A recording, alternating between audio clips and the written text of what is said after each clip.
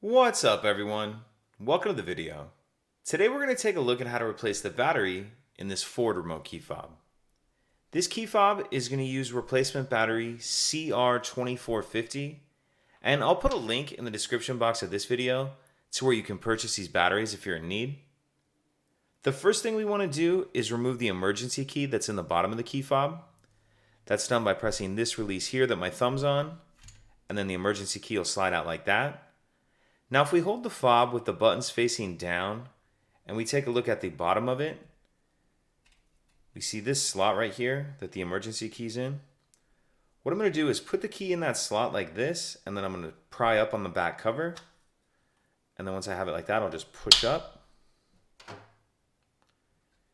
Pull that back cover off, and now we can see our battery right here.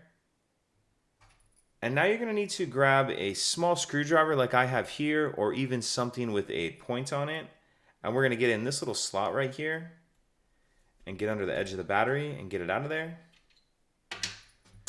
Now we'll grab our new battery, and we want to make sure that we're installing that with the plus side up.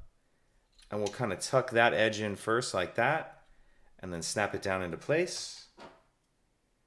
And then we'll put the cover back on, and we need to start the top, this part in here first, like this, slide it in, and then snap that on. Put our emergency key back in, and that's it. If you have any questions, please let me know. If you could take a second to like and subscribe, it helps us out, and I'd appreciate it. Thank you.